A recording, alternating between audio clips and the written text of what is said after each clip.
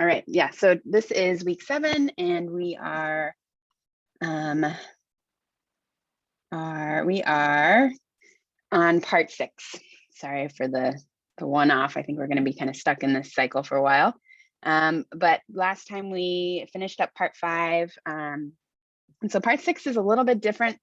The next big thing I want to cover is going to involve lists and functions and this package called per. But that all kind of goes together. So before we do that, I wanted to do one more section on data wrangling, just in general, and pivoting and transforming your data and plotting your data. So this is sort of a synthesizing type lesson. And there are going to be a lot of challenges. So I tried to give you a heads up in the Slack that if you don't feel like talking in breakout rooms, that's okay if you don't want to kind of be involved, but I think it will be a good practice for you if you do want to get into it. So I call this section start with your goal, and you'll see what that means, more data wrangling. And so actually, before I do that, I'm going to save this as my own RMD before I mess it up like I did last time. Okay, so this is the goals for this objective, or the learning objectives for this section is to keep practicing working with real data, keep joining and pivoting, learn a few more ggplot geometries. There's a lot of ggplot at the end. I doubt we're going to get to it because we have a lot of challenges, but we'll see how far we get. And then I have a little bit on missing data as well, because there was kind of a request about that. Obviously, it's extremely useful. And so the data we're working with today is actually real data.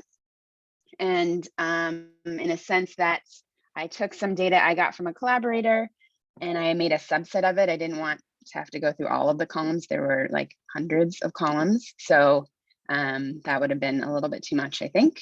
Actually, one of you, I don't know if she's here, but one of you worked on the real version of this data set for their biostat lab. So one of you is intimately familiar with it, but it is a bit of a kind of interesting data set in that they had a lot of different types of measurements. So what it is it's mouse data.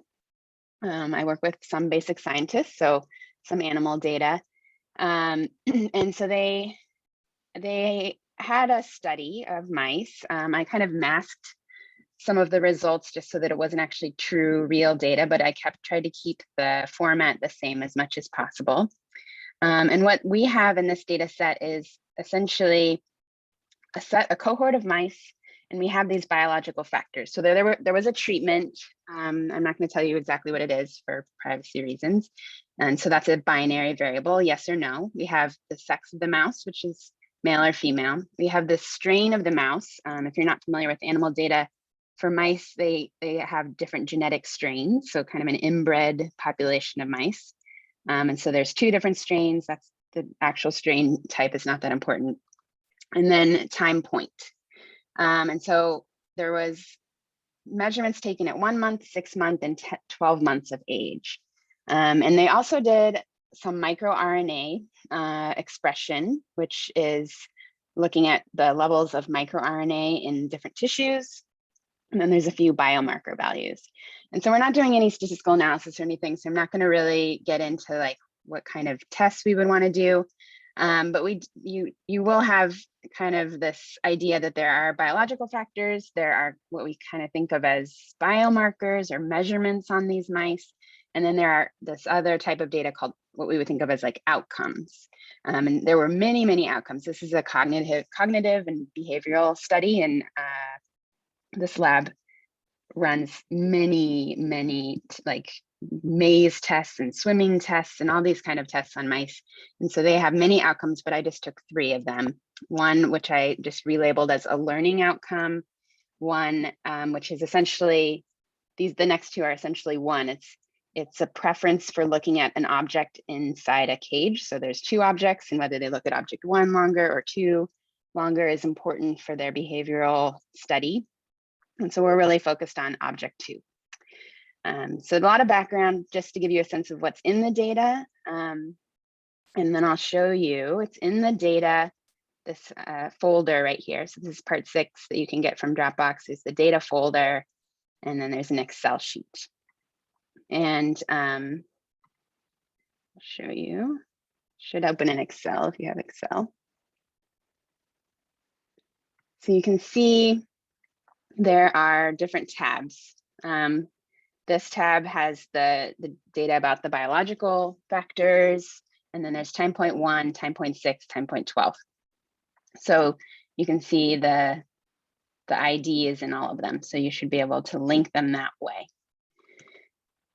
One thing I did change is that I tried to pretend that the same mice were measured at 1 month, 6 months, and 12 months, though in actuality, they were different mice because of the way they take the biomarker samples. The mice can't live when they take the brain samples. So that's sort of an imaginary thing as well. But just to kind of force you to have to link the records together for the longitudinal type data. So I'm going to give you time to look at the data more. The first challenge is right away. And I want to show you. Oh, I forgot to run. I should have run this first one first, but R tries to help me by running the first chunk when I forget. So that's what happened. But you should run this first chunk to install all the packages, and then down here is a plot. So I'm not going to really describe the plot too much. What I want you to do in your challenge is to go into that folder, look at the data, look at the different sheets, and then first of all, talk about what challenges you see that might happen when you try to import the data. So think about missing values, think about columns and like different ways that the data have been put in the Excel sheet. And then looking at the plot below, based on the data files that you see, talk about what steps you would need to take regarding data wrangling or merging or whatever to make this kind of plot. And I think this is similar to the way sometimes we do analyses or work with collaborators. They have an idea about what they want to show in the data. They give you kind of this brief overview of what the data is. And then as an analyst, it's basically your job to get from step 1 to step 100, right? So I think this will be good practice to think about how you would approach that. And then next steps, the third step is to actually just read in that data. You don't have to really do much with it, just get it into your computer. So for the next steps, you can analyze it or not analyze it, but clean it and everything. And then make sure that it's reading in the way you want it to by using Glimpse. And then the last step, if you have time, is think about how you would merge all the data sets into one. So think about what each of the 4 data is telling you and how you would use join or bind or whatever function to put them all together. You don't have to do those steps. We'll have time to do that later, but just kind of brainstorming together how you would approach this data. And so let me see. I'm going to put you in breakout rooms. Are there any questions first before I send you off? Okay. All right, so I don't know how far anyone got, but hopefully you at least got to look at the data and talk about it. Does anyone want to write in the chat maybe some challenges they saw with the data? Or verbally, if you want.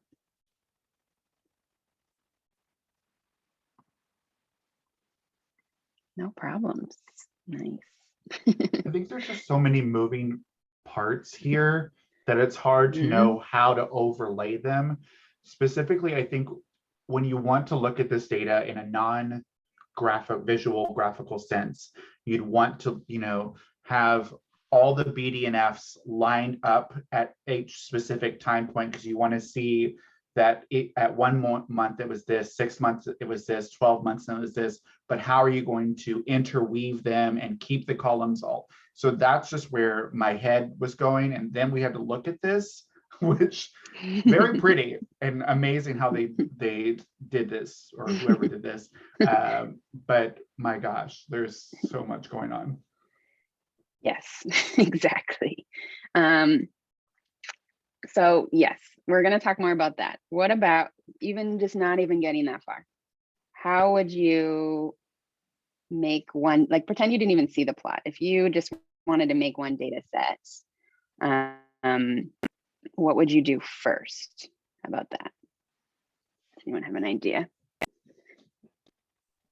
We had talked about the column names would be a problem. So designating them as some sort of time marker, because we can merge based off of what the CID, SID, whatever that was, that value, that's fine. But the columns would need some work themselves to designate that. Exactly.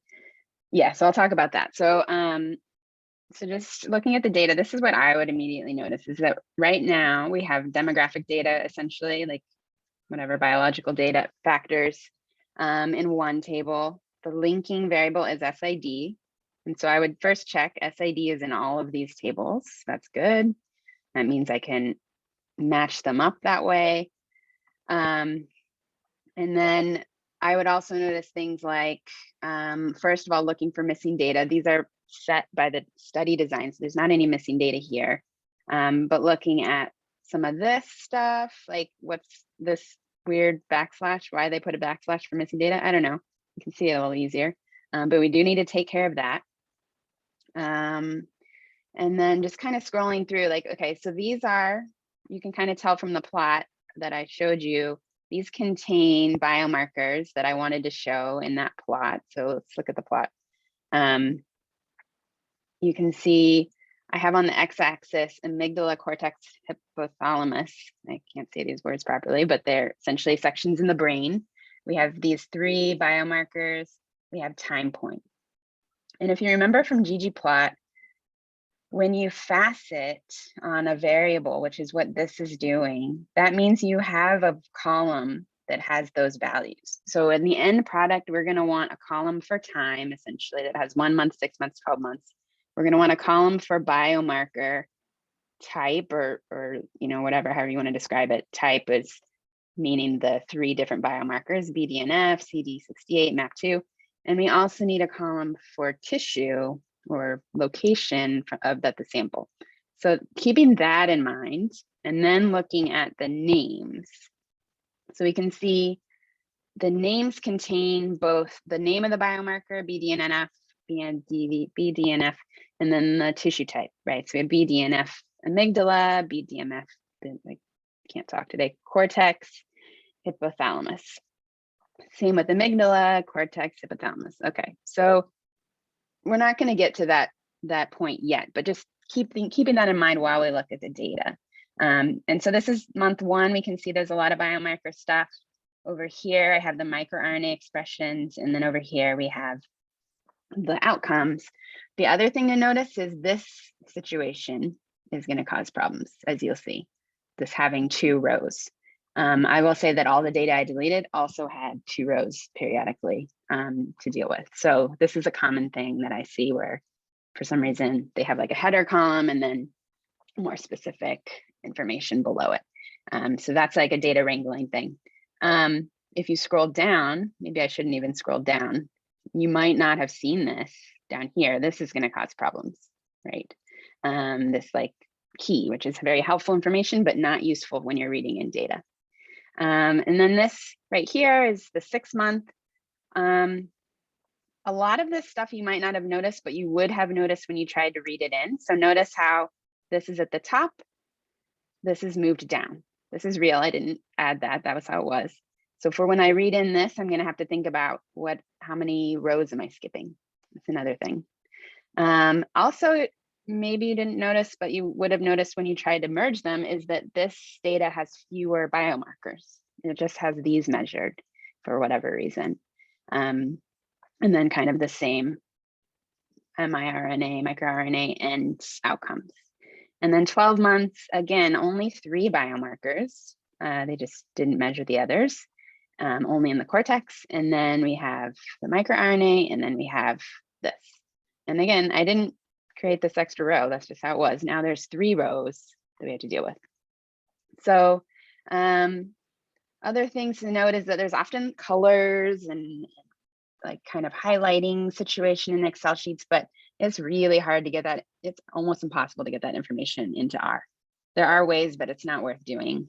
So really encourage collaborators to not do that if they want us to get information from the highlighting, make a new column for that. You can also see there's missing data here, but it's just an empty cell. That's pretty more typical, I'd say. Okay, so looking at that, I would say the first step for me is to read in the 4 data sets separately. Second step would be to merge somehow these 3 time points. That's what I would do first, and then leave the demographics out of it until I want to merge them together. And I say the word merge just because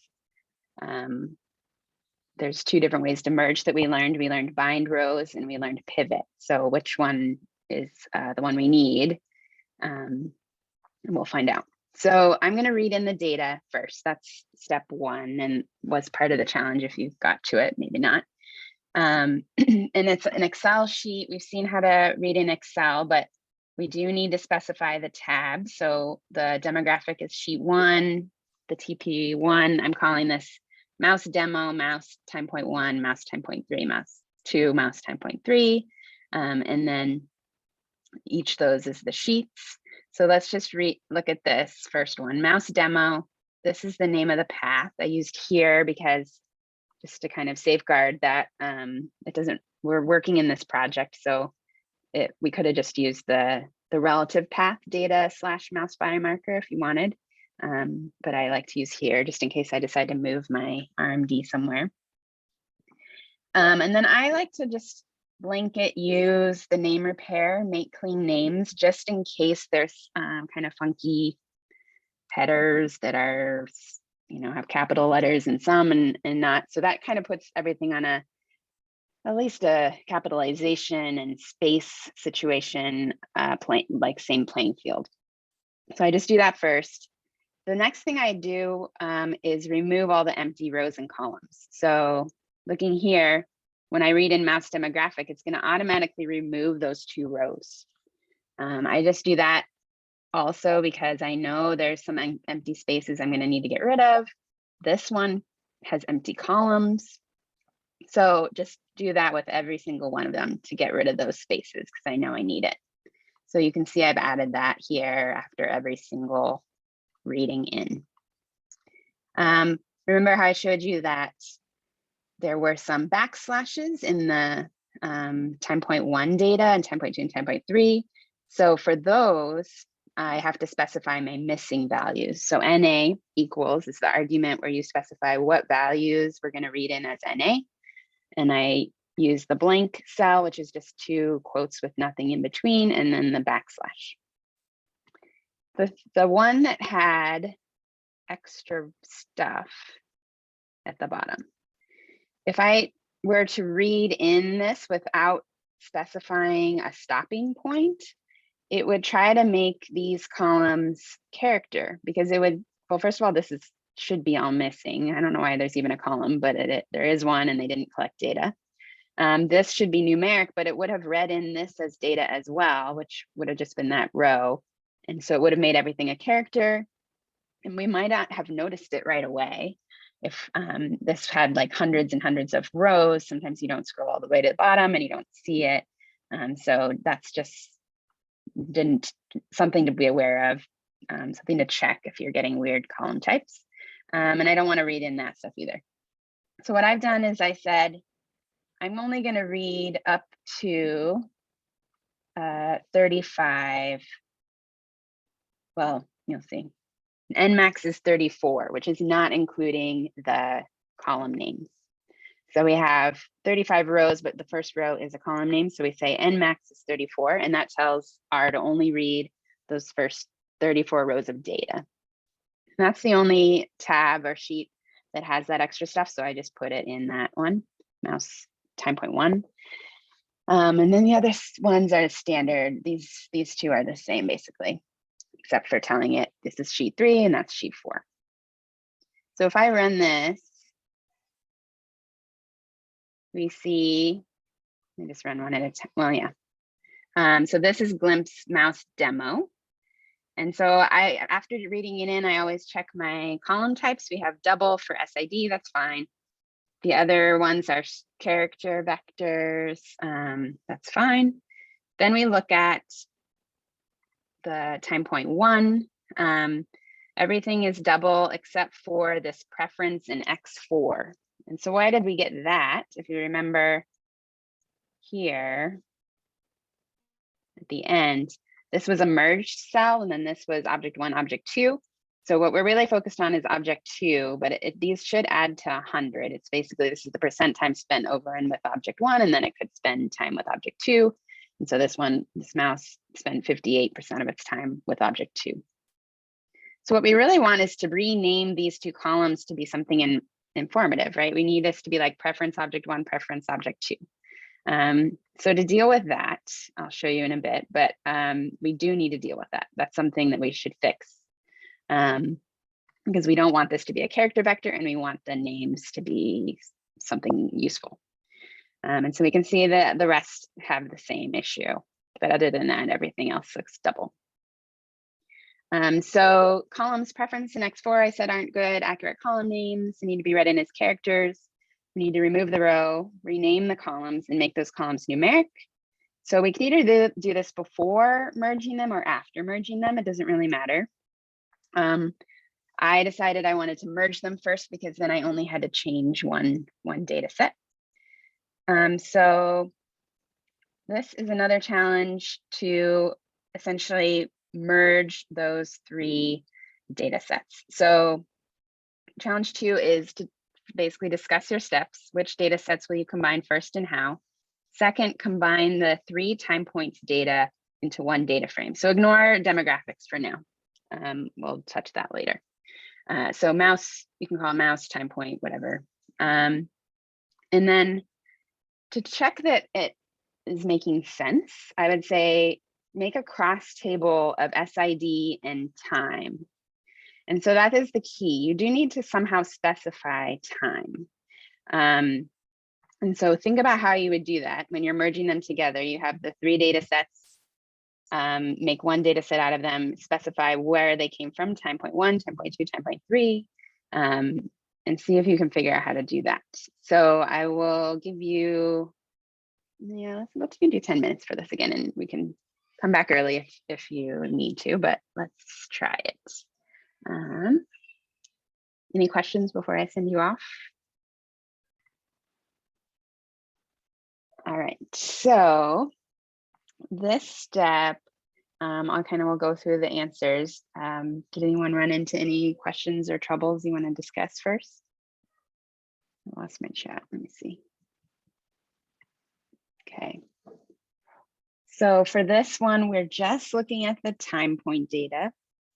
So we have our 3 data sets. We want to make, generally, when we talked about tidy data, the idea is that we have each row is an observation. And so what that means for longitudinal data, which is when you have multiple, essentially repeated measures on the same subject, is that you want them to be stacked on top of each other, right?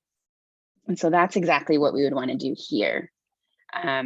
You could join them if you wanted to make each like append time point 1 to the name of the column and to make a very wide table, but that would be pretty hard to deal with and would not be considered tidy in the sense that we talked about tidy data. So the step that I would take first is to use bind rows to bind them all together. And you can do this in 2 steps, like bind together mouse 1 and mouse 2, and then do the bind rows with that result with mouse time point 3. But actually bind rows will take as many data sets as you want. The second thing is that I asked you to think about is how do we add in the information that data came from time point 1 versus time point 2. There could be other ways to do this, like you could add a column for each of those and add a column for time and say, make this time equal to something like this. So I could have added, you could use mutate, but there's also a function name called add column.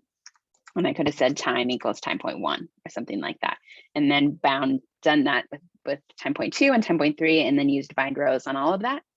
But a shorter way to do that is to just identify them as having a name inside bind rows. So here, my first argument, this isn't an argument name. This is what I'm calling the first data set. It's like a label sort of. And so I wanted to call that time point 1, time point 2, time point 3. And then this argument for bind rows.id tells bind rows that you want to create a new column called time that has that information in it. So I'll just show you what that looks like. So you can see these are all the columns from the data. They've been stacked on top of each other. Time now has TP1, TP1. Let me actually just view it. So you can see if I scroll down, now I have time point 2 and time point 3, right? So that's one way to create a time identifying variable. So now I know this data from up here. So for example, if I just arrange this up in here with SID, so we have 33, 33, 33, mouse 33 has time point 1, time point 2, and time point 3 data. The other thing here to notice is we still have this weird preference X4. We're going to deal with that next. But one more issue popped up. It turns out that time point 2 had what looked like the names of these columns, but it was actually NG instead of PG. So I'm not a biologist, but I think that's suggesting they mean nanograms versus picograms or something. So there's two things that could happen. That was a typo, or maybe that is in a different unit. Maybe they measured that different unit for some reason. So what I did was I checked essentially took a summary of the nanogram version and the picogram version and looked at that. So let me just show you. Actually, let's just run the whole thing. So for example, the normalized CD68 amygdala from the one that was labeled NG and the one that was labeled PG has a similar range and a similar mean and a similar everything. So that suggests to me that they are not measured in different units. Like they would have to be off by like 1,000 or something. And that's not true. Another way to look at that is to use skim. So looking at the merged data, selecting only the columns that contain CD68 amygdala and CD6 hypo, whatever it is, hypothalamus, because those are the two kind of issues that we have. And looking at all four of those, comparing the PG and the NG versions of themselves, they're very similar. So I would talk to the PI obviously about this to make sure, but just as from my analyst perspective, I'm guessing that that was a typo and that they should all be labeled PG. And so I'm going to want to change that column name before I bind the rows. Otherwise, these extra ones are going to pop up. What I want is all these rows to line up together. So how do we do that? Down. So I've shown you how to use rename. I could do that. I could rename each of these. I would say, this is one. So I would say, actually rename that to be exactly this, and same here. But I want to show you one trick that I use pretty often. So this is actually a base R thing, not necessarily, it's a little bit of base R, a little bit of tidyverse. So I can call the call names of mouse TP2. We've seen that. That's a way to pull out the column names. But actually there's another thing you can do with this is use this to set the column names. So looking at that, this is time point 2. This is the one that had some of them were NG, some of them are PG. So I want to change this to PG and this part to PG, right? So how do I do that? I can use the string R function, string replace. It's from the string R package. And I'm going to replace from the column names. So the first argument of string replace is the vector of strings that I want to perform this replacement on. The next argument is what the string I want to replace. And then the next argument is the replacement. So look at the help for that. I think we've used this before, and I can't remember actually. But if we haven't, you can look at the help in case this is not working. There we go. Whoa. Here we can see the arguments. So the string you place, the first thing is the string. So that's the input vector. So that's my column names. The pattern is the pattern to look for. So I'm looking for NG, and the replacement is what I'm replacing that pattern with. So I'm just going to show you. Let's go back to column names. Where do I want to show you this? Let me do it here. Whoa. Oh no. What do they do? This is like shortcuts gone wrong. Hold on. This is not good. There we go. I don't know how to expand them all, and it'll probably take me too long before I figure it out. So let's expand this. There we go. Sorry. During break, I will fix that. Let me run all of these two here. So call names is the name of my columns of mouse TP2. When I replace call names with PG, we can see that now everything has PG. That's good. This is what it started out with. This is what it is. The one issue though is that we have learning outcome. Now we have learning outcome. So unfortunately it changed NG to PG there, which is not what we wanted. So I changed it to be replacing underscore NG with underscore PG because I'm searching for this string to replace here and this string to replace there. So let's try that one. So now we end up with all PGs and still have learning outcome. So what do we do with that? This is just a vector. I haven't actually renamed anything. I'm just showing you the kind of action I would use to rename it. So the way we use column names is that we can actually assign new column names to a data frame by using this kind of syntax. So column names assigned, and then the vector, which was this up here, that I want to replace. You kind of have to use this with caution because you really need to know exactly what your column names, like the location and the length of your column names. I use it in kind of very specific situations like this where I want to manipulate a bunch of columns at once, and I'm essentially doing like a string manipulation, and then I replace the column names with a new vector. So rather than writing the rename function many times, in this case, it's only 2 times, so it's not that bad, but sometimes it's many times. This is a little bit easier.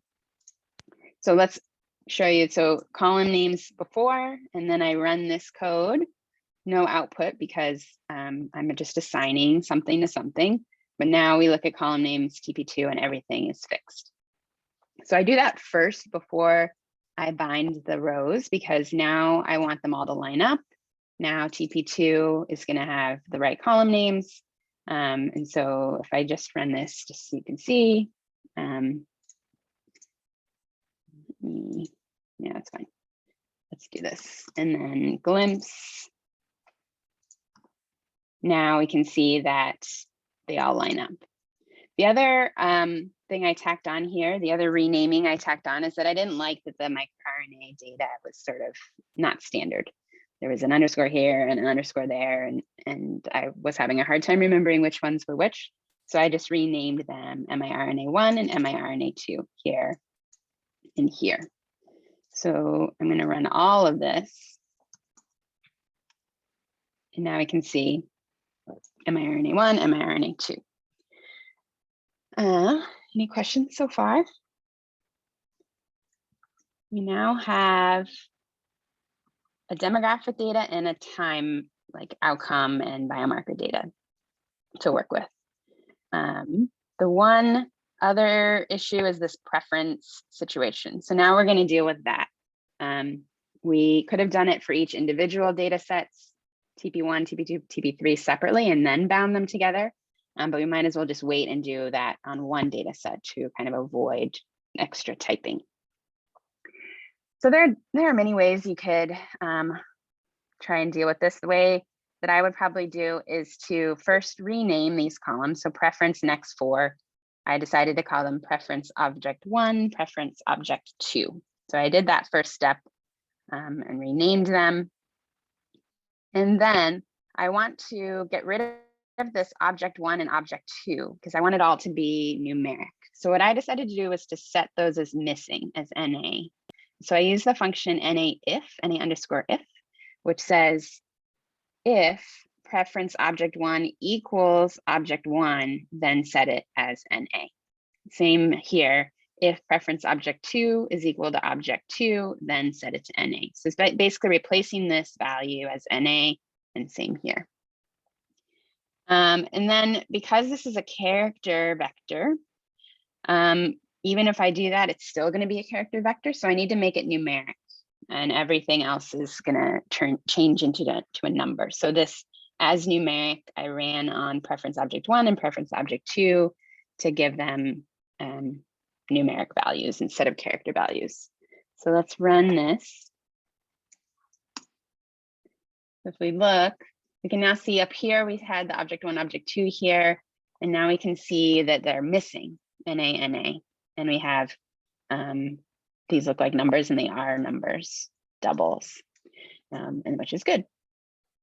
Though I can see that I still have these rows of missingness, that this row was from the object 1, and I'm going to see it will be down also below when we had, like when we bound those two data frames together, there was another object 1 and object 2 down below, went for 10.2. So ideally we will get rid of those rows of missingness, and I'll show you how to do that.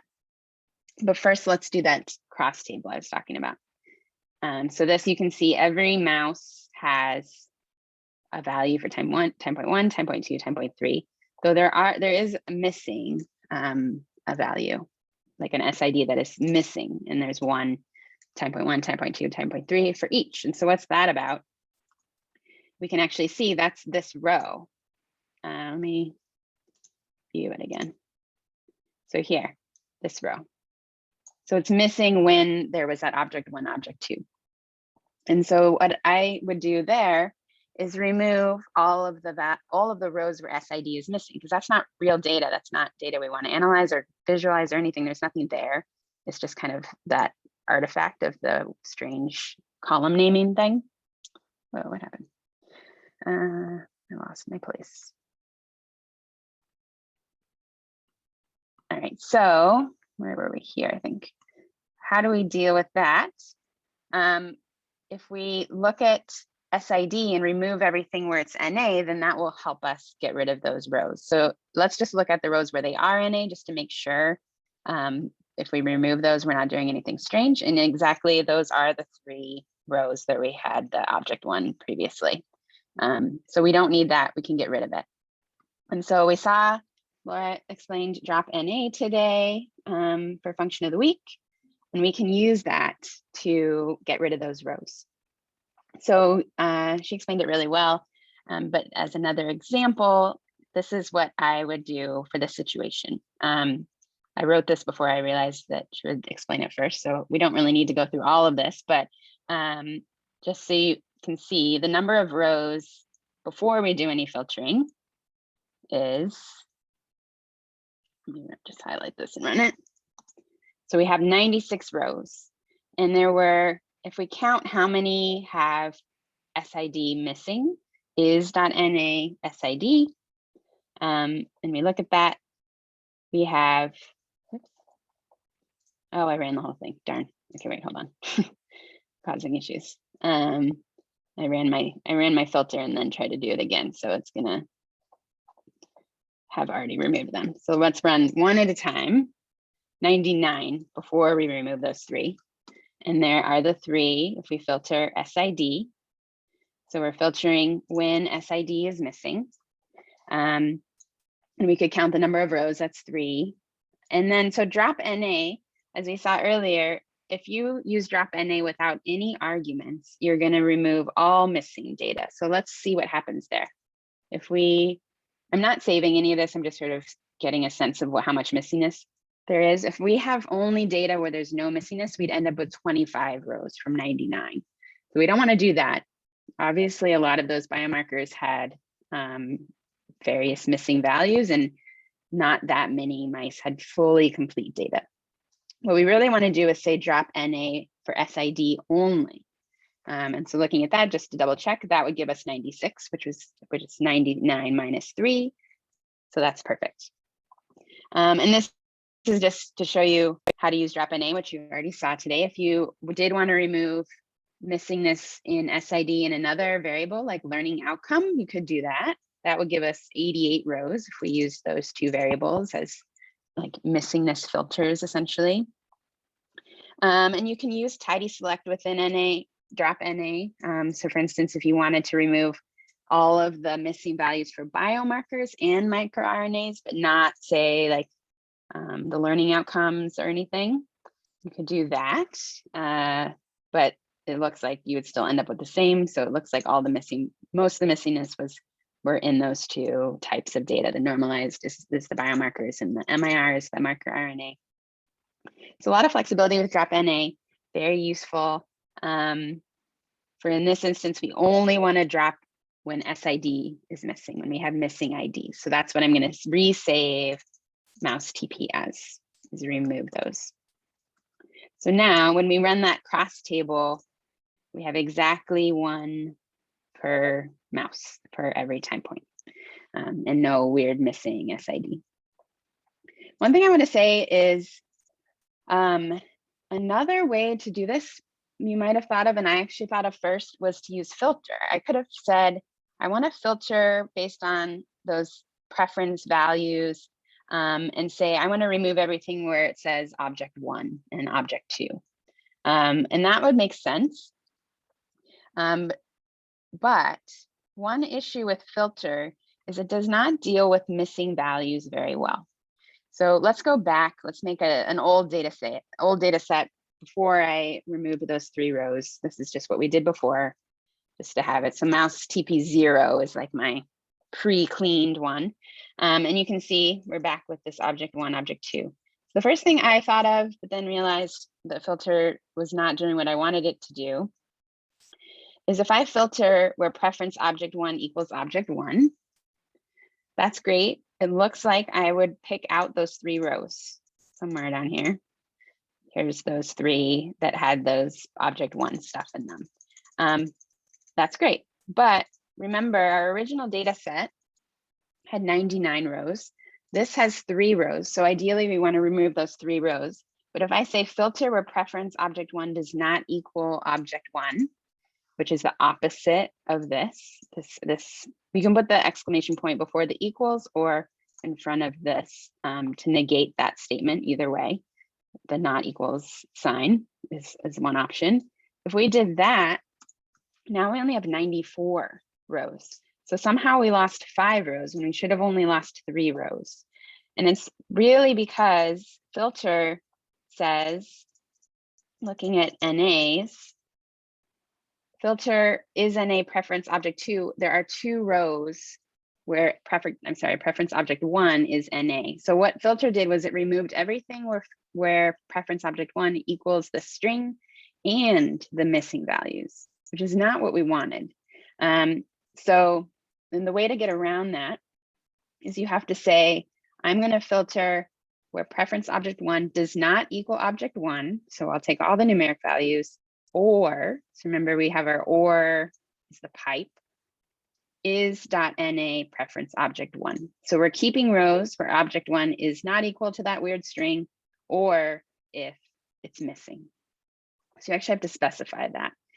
So something to really keep in mind with filter that I forget often, and I did forget at first until I realized it, is that it doesn't deal with NAs in the way you might expect. So that's why I chose to set them to missingness first and then just remove the missing rows, just to be kind of more certain that that's what it was doing. Or you can use this or statement.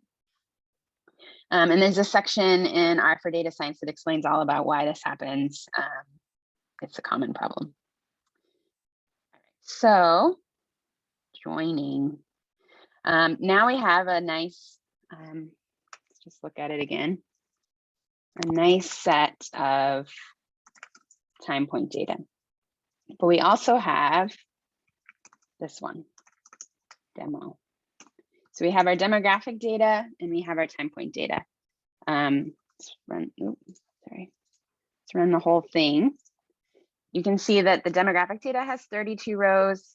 The time point data has 96 rows, obviously because we have 3 observations per mouse. So how would we combine those together is the next question. We talked about joining last time. We did some examples. So try to join these together. And discuss how you would do that. You don't actually have to do the joining if you don't want to, but at least discuss how you would join them together and what you would do. Is it full join, anti-join, left join, right join, whatever. The other thing that we want to do is to create a column time month that is a factor with levels 1 month, 6 months, 12 months. So right now we have this time TP1, TP1, TP2, TP3. But if you saw from the original plot, we had 3 categories that actually specified the age: 1 month, 6 months, 12 months. And the last thing to look at is this, or actually two things if you have time. There's one more thing that would not be completely obvious unless you really thought about it, is the fact that there are those 2 columns, preference 1, preference object 1, preference object 2.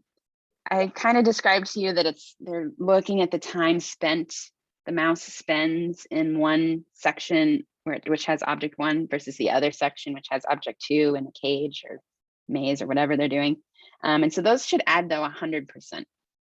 However, if you try to add them together, which I'm doing here, I took the 2 vectors, added them together, there are some that are 0. So how would you fix that? Try to think about how you would fix it. Try to fix it if you have time. So what you would really want is to set those 2 object 1, object 2 values to NA here whenever you have these zeros. And then if you have time, look at that original plot and think about what next steps would be from this point, from this data point after you join them together. Yeah. So if you have time to try to join it, you might as well just give it a solid effort if you can. All right, so let me pause record. Okay. I don't know how far you got. Did anyone kind of get through joining? You can shake your head, yes or no. Wait, maybe.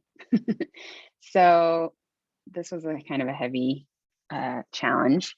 The idea here that's different than what we did last time with joining is that we now have this data set that has multiple values per SID, right? We didn't have that last time.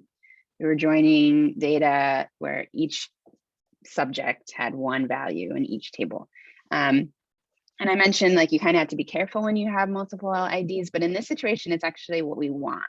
We do want to have longitudinal data. We want to have time points for each mouse. So what I would do here, you could do full join or right join if you like right join. I like left join. And so I did left join. So my left table is the demographic data and the right table is the time point data. So let's just do that. I didn't even specify my key, my matching variable, but I did that because I know that the only one in common is SID. And that's what it's telling me, joining by SID. And so we can see when I joined it, we got all of the stuff from the left table, which was strain, treatment, sex, time, and then all of the columns from the right table, which was all the biomarker data, miRNA data, outcomes data. And it has 96 rows. And we can see that we have each mouse now has 3 values. Let me view it again. It's easier to see here. So here's 137. So what happened with the demographic data? It looks like we have duplicated rows now, right? So we have, this mouse only has 1 strain, 1 treatment, 1 sex. It's the same mouse. So we have duplication, but that's not a bad thing, just as long as you are aware that that is what's happening. So for longitudinal data, we have each row is an observation from time point 1, time point 2, time point 3. The same mouse has all that data here. And then it's basically joined or mapped the demographic data to each of those rows and replicated it for that mouse. And same for 138 and 139, et cetera, et cetera, et cetera. So just know that's what's happening, because that's when we talk about analyses, that's going to come into play. And then today, when we do some graphing, that's going to be important as well. Any questions about, I lost my chat. Sorry. Any questions about anything?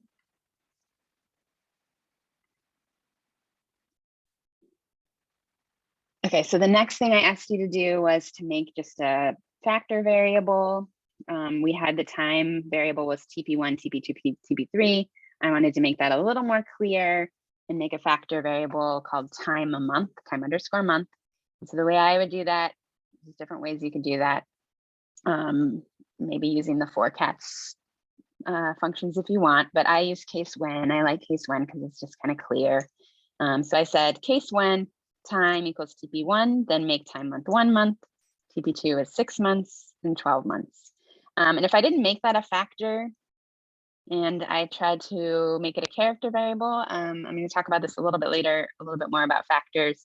It would have alphabetized this. So it would have said 1 month, then 12 months, then 6 months when I tried to plot that or anything, or make a table or whatever. So I want to make it a factor and actually specify my levels so that they're in order in terms of time. So let's run this. And maybe I'll just glimpse it just so you can see that there is a new column, time month, and it's a factor. And so you can see that mouse 137 now has 3 rows. Well, it had 3 rows and it has the 3 values that we want.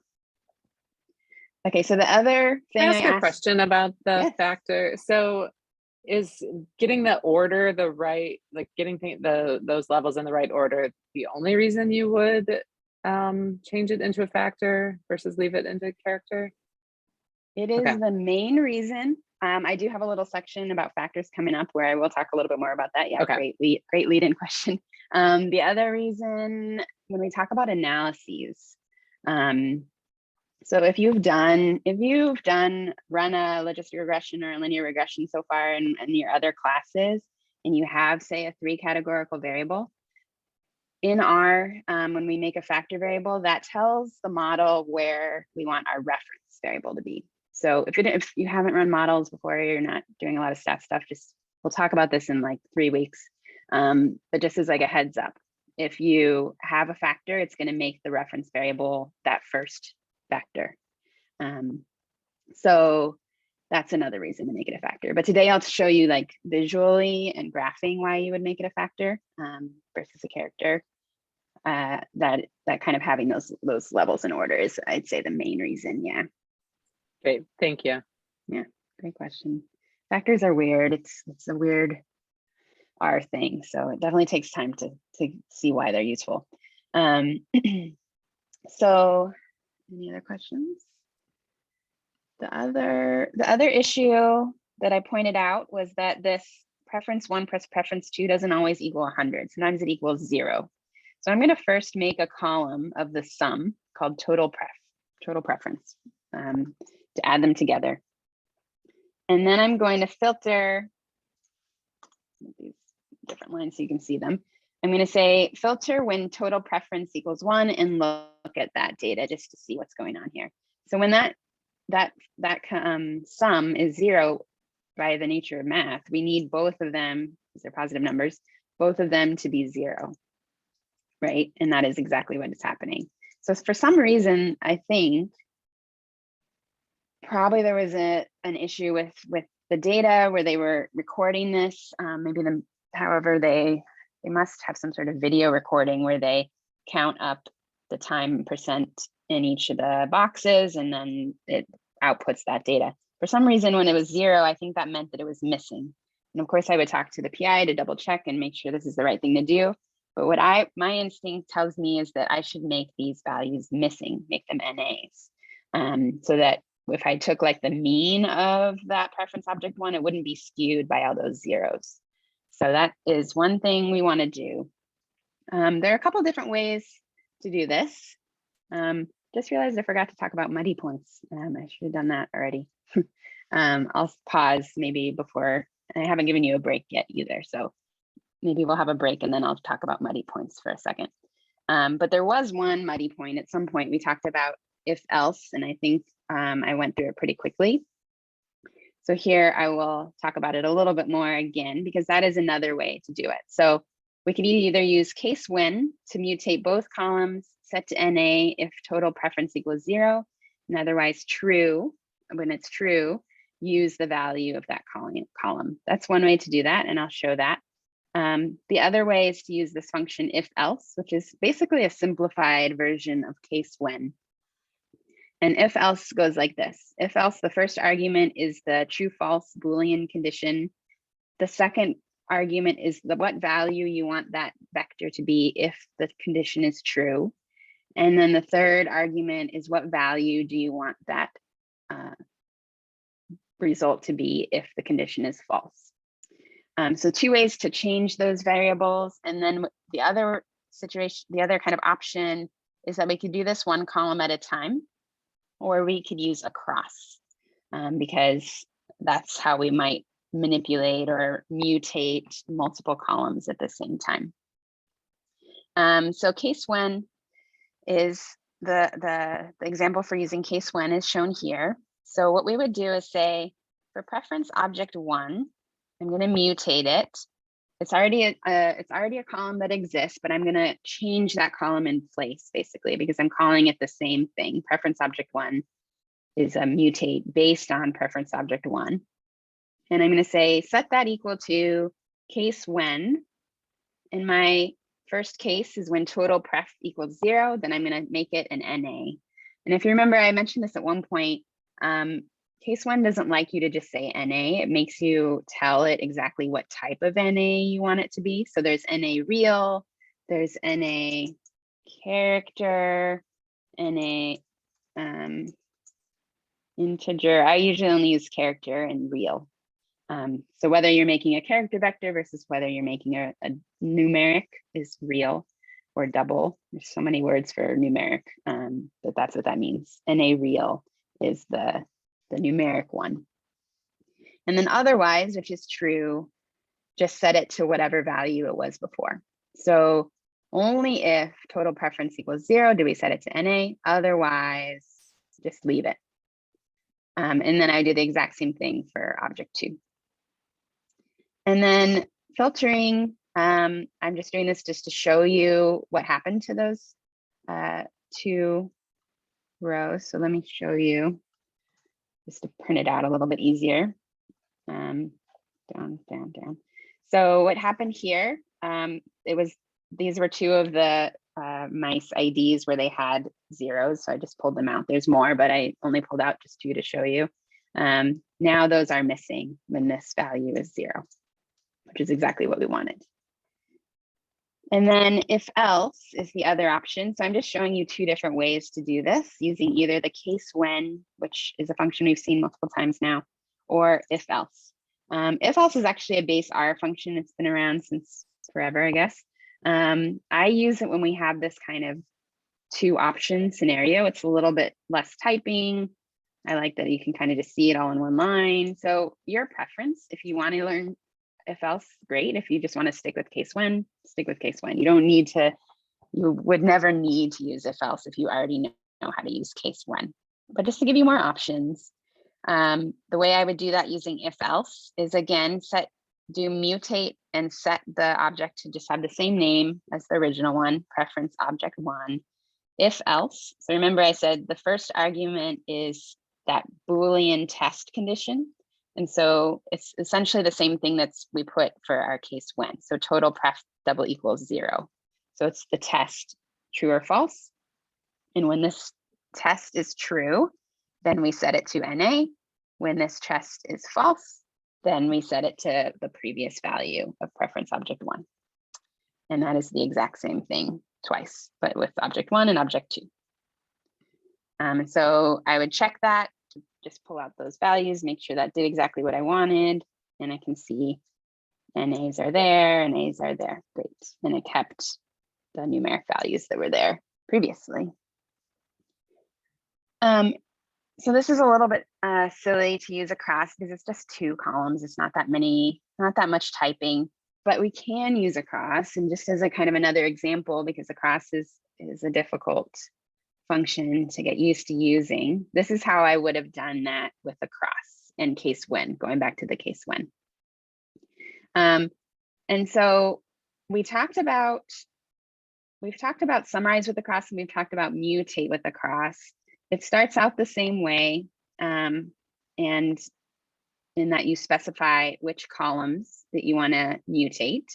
In this case, I'm going to use the tidy select function starts with pref. I could have said starts with preference, starts with something, or contains object, obj, lots of different kind of search terms, but I like starts with. So that pulls out those two column names. And then we have to specify a function. And so the function inside across, we use this tilde in front. And then I'm going to essentially pull out the exact same process here. So we have case when total preference equals 0, set to NA, true, keep it the same. So this is exactly the same text as up there, except instead of preference object 1, I've put a dot, and that's telling across that function, this is our placeholder for the column name. So it's a little harder to read. I think it's probably a little more confusing, but if you have a solid like grasp of what this function is doing, I think it makes sense in that you have two cases still. You have your total preference equals 0, and then you have your otherwise, except we have to make this more general. And next week, we're going to talk about functions and how to create our own functions and what you can do with them. And that's really what we're doing here, is we're creating our own custom function, essentially. We're saying there's a placeholder here for the column name, but otherwise we're doing the same action that we did up here, right? We've replaced this with a dot. And so this does exactly the same thing. We've set our columns, we set our functions, and you can see they've mutated those columns in place. Preference object 1, 2, same names, same values, NA, NA. And we could do the exact same thing with if else. So again, all this is the same as above, except our function has changed. We have if else total pref equals 0. So that's our condition test. We have the value if that condition is true, which is NA. And then the value if that condition is false is a dot, because that is the original column value. So it's all about the same amount of typing. I wouldn't argue for one over the other, except that if you had many columns that you wanted to mutate like this, then that would make sense to use across to kind of save you some time. And then, did I show this? It does the same thing. Here. Oh, yes. Yeah, so this question is, how does true, like over here, true preference object 2 works? So what it does, thanks Colin for answering. Yes, it basically checks these cases, and the leftover case we set to true. So this is essentially saying if this, then set to NA, else any other situation set to the value that it already was. Case when is essentially just a series of if else statements, whereas this is just one if else statement. Case when you can have many different cases, which is saying if this, then that value, and then if there was another row, if this, else if this, then that value, else if this, then that value.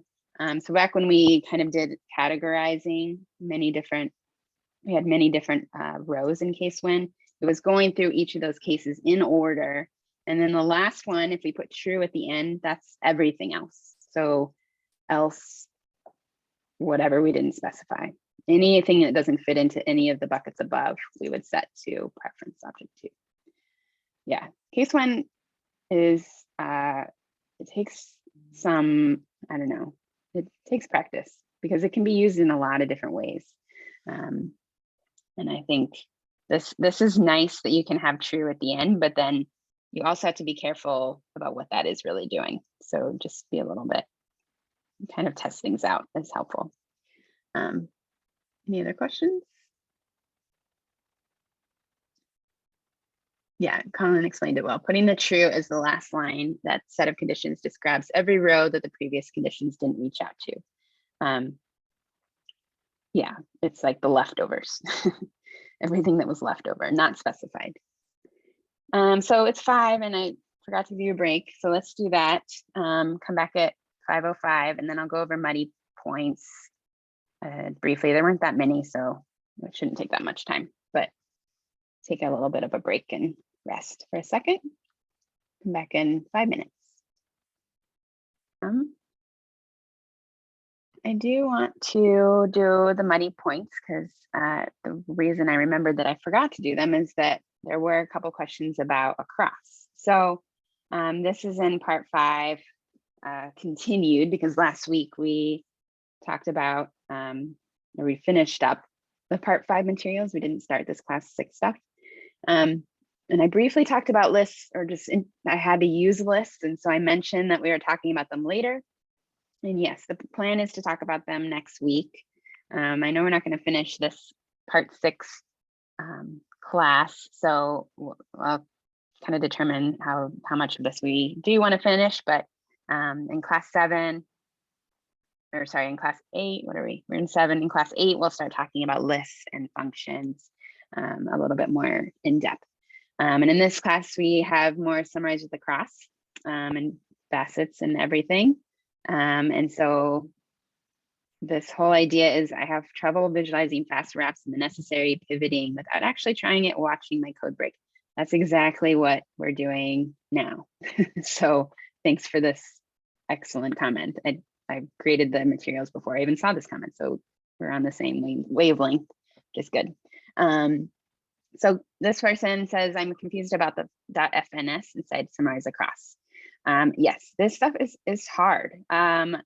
I think that once we start talking about functions and what functions do and how we use them next class, and then we can use those in other ways in what's called per and mapping, it will make a little bit more sense, I think. It's going to take practice. I do really recommend reading across documentation. There are a lot of good examples in there, and I encourage you to do that for any kind of tidyverse function that are confusing during class, because I can only go through so many examples, but there are a lot more examples that they give. The tidyverse documentation tends to be pretty good compared to some of the other R documentation. And so this because we were just talking about across, I want to go over this other example. So we're switching gears to a different data. Sorry, I didn't mean to do this in the middle of class, but I think having one more example of across might be useful. So one thing, this is using summarize with across, not mutate. We were just doing mutate with across.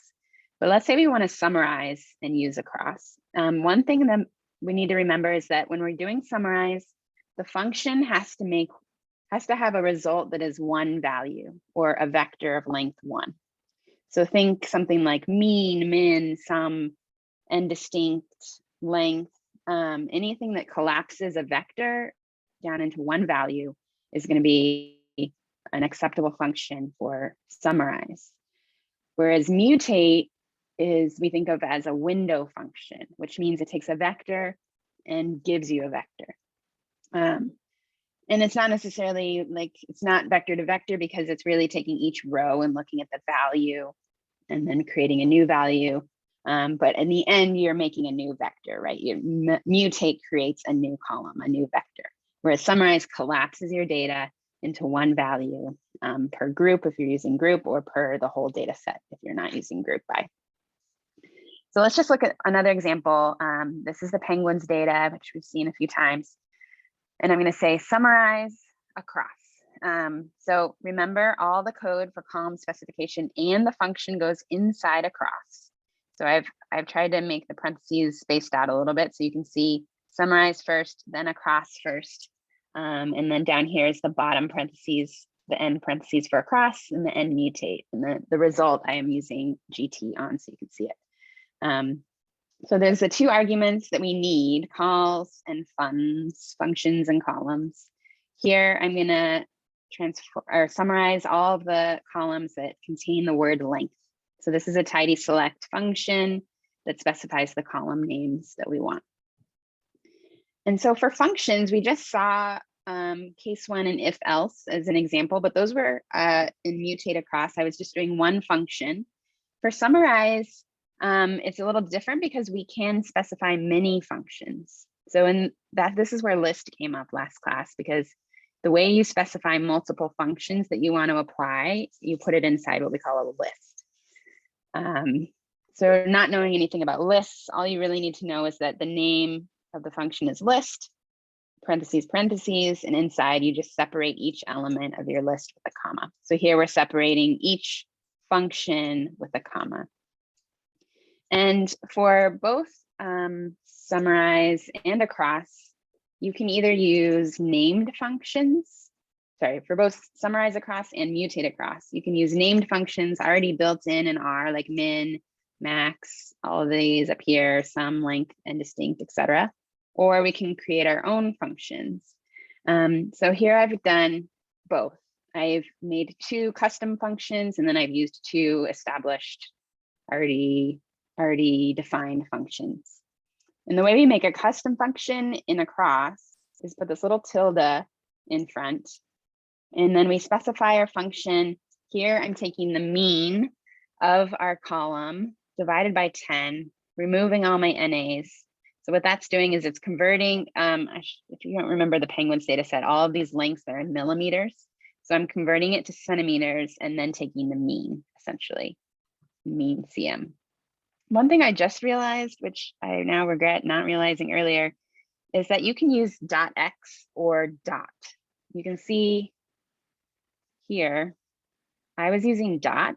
That's my bad habit. That dot is what used to be the preferred way. Now I think actually .x is the preferred way. So I should have, they do the same thing. It doesn't matter. It's a placeholder for your column, but I think that there were some changes with these functions, and now I lost my,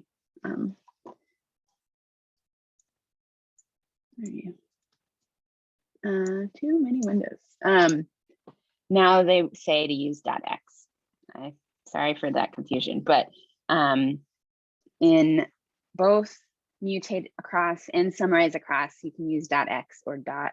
I think when we talk about per, the .x will make a little bit more sense, because sometimes you have a function with two arguments, and then you would use .x and .y, for example. So suspend that knowledge for later. For now, just know that .x is our little placeholder for our column and whatever value we put in it. And so I have two, I have my mean, I have my mean, taking it, dividing it by 10, taking the mean, and then I have number of missing. So nmiss I've defined as the sum of is.na.x. So this is saying, first convert my column into a true false variable, where true if it is NA, false if it is not NA. So true if it's missing, false if it's not missing, and then count them all up. So sum, let's say we have 3 NAs and 7 values, not missing values. We would have 3 trues, 7 falses, and then would add up those 3, and we'd get 3. And then min and max I've just used here. The reason I have this name of the function on the left side of the equal sign is because that is what's going to be appended to my column name. So we can actually just scoot down and see the results. Mean, CM, nmiss, min, max. Those are the names that I've specified here in my list. That's one other aspect of lists that we'll talk about, is you can have named elements. So I'm naming my elements, I'm naming my functions. So I have 4 functions, and I'm running all of those summarized functions on the columns where the name contains length. And there are additional arguments for across that, depending on what you're doing, you might not need. This I've added because I know that min and max take the argument na.rm, and I want to say na.rm equals true for both of them. So an optional way to add arguments to your named functions is to just put it after the function argument. So this is going to apply that argument to these two functions. And then this last argument .names is another way to change how the column names end up. So by default, it's the column name, then an underscore, then the function name. I decided maybe I want it to be a dot in the middle. So that's why I did that. I just added this just to show you that you can customize what this ends up being. It's a little bit easier because there were a lot of underscores. So now I can see my result. It took the column name bill length mm, and then took the mean after converting it to centimeters. And there's a value here. And then it also, on that same column, bill length mm, counted the number of missing values. There were 2. It also calculated the min, that's in millimeters though, so 32, and the max is about 60. But there were other columns, and the other one that contained length was, that contained length was flipper length. So we had bill length and flipper length. And then we performed those same summarizing functions to those 2 columns, and we ended up with 4 additional columns for each one. So a very wide summary table. We can see that one also had 2 missing values. The mean was about 20 centimeters, min 172 and 231.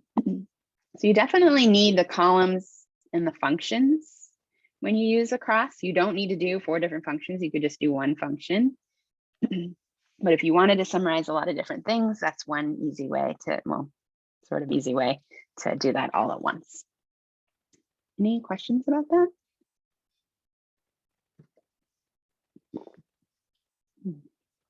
Okay.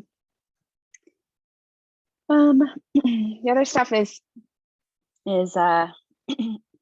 was talking about the ggplot stuff. So a couple people mentioned that the part at the end of part 5 was confusing. I used geom_tile there. And there is another geom_tile in this part at the very end, which we're not going to get to today. But the idea behind geom_tile is that it really works best on summarized data. So geom_tile is basically a heat map. If you've ever seen heat maps before, if you're in genomic, omic type data work, you probably have, but maybe not otherwise. Basically, it takes a numeric value and then probably some categorical values on the X and Y axis, kind of like this. And then the darkness or the color, depending on how you specify it, of your cell is the numeric value. And so the reason I say this works best on summarized values is because you only get 1 value per category, right? So it's basically the visualization of a summary table. So let's say I wanted to say, I want the mean bill length for every species in every island. So how would I do that? I would first group penguins by species and island to say, I want to calculate the summary statistic in those groups defined by those 2 values, those 2 columns. And then I'd use summarize, simple version of summarize, no fancy stuff. I would make a new column. I'm just calling it MB for mean bill length. And I would calculate that mean, removing my missing values. And so I did that. I called it the output penguin means. And so what does penguin means look like? For every value of species and island, we have MB. And so we can see the ggplot version where I use geom_tile on that data set, penguin means, where X is island. So here we have our 3 islands, Y is species. Here we have our 3 species. Fill is MB, which is the mean bill length. So what this shows us, well, and then geom_tile. And then so what this shows us is that overall Adelaide penguins, they live on these 3 islands. They have low bill length. I think they're smaller penguins. Chinstrap penguins only live on the Dream Island. Gen 2 penguins only live on the Biscoe Island, and they have larger bill lengths. So this is a simple geom_tile implementation. I think it's a nice way to summarize numeric data kind of across many categories at once, rather than like a bunch of box plots where you do only get one value out of it. You only get one summary value, whereas a box plot, you'll get a range and distribution and all that. But if you have many genes, for example, and many samples, this is a nice way to see patterns of whatever you're measuring.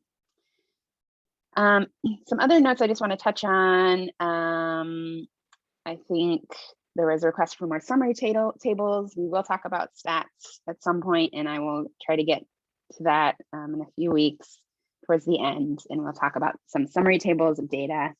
I do think that is really useful, and some feedback on kind of the advanced versus basic usage of primary functions. So I'll try to do more examples, like setting that up a little bit better in the future. So thank you for that. Don't forget to fill out your survey. I think you can fill it out at any time, but I tend to do the muddy points during class. So I think you can fill it out early if you have something to comment on. That's great. Let me get, how did I do this? Okay. All right, switching gears again. Yeah, sorry about the dot versus dot X. I didn't even think about that. That is an odd thing. This will make more sense when we talk about functions. I kind of wish I had introduced functions before this, but we will do that next week, no matter how far we get on this. Okay, so I think the next thing I had was a challenge, though we're kind of running out of time, so I won't do that. But the idea was, let's look at what do we have? Where are we? We have mouse data. Let's look at it again. Okay, well, first let's look at the plot. So how would we get to this plot? We need a column that has time, which we do. We have 1 month, 6 months, 12 months. We need a column that has treatment. Got that. We need a column that has biomarker value. And that means that we also need a column that's specifying both the type of biomarker, BDNF, CD68, MAP2, and the tissue that it was pulled from, that it was, let's say, dissected from, the 3 brain tissues. We don't have that. We have all of that information in this column name. We have BDNF and an amygdala. And the other issue is that those are individual columns. We couldn't facet by any of this. We'd have to plot each of these columns separately. We could have, so what is this? This is normalized BDNF amygdala. So where is that in this picture? BNF amygdala is here, right? So that's the box plot that column is representing.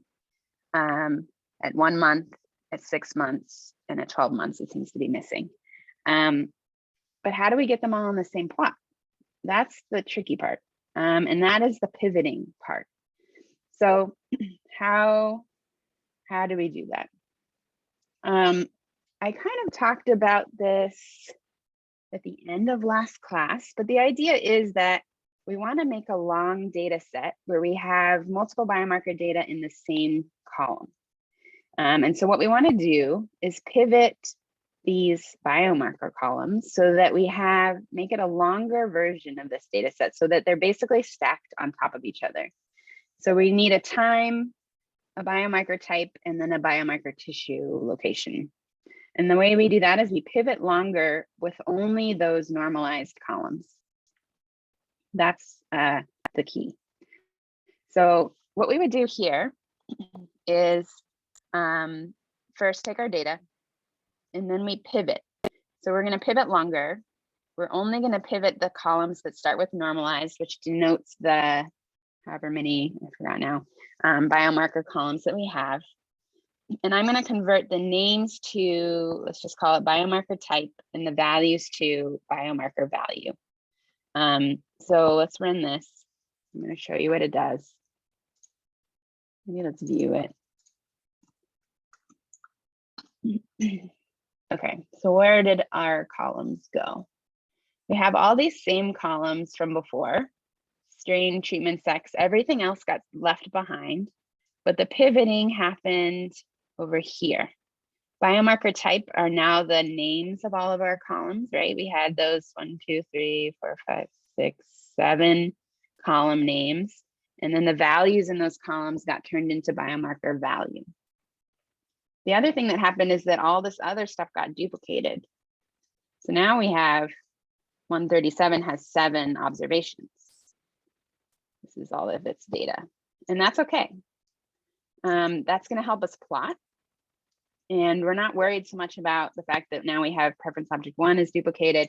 What we're really focused on are these values and how they relate to treatment, which is still there.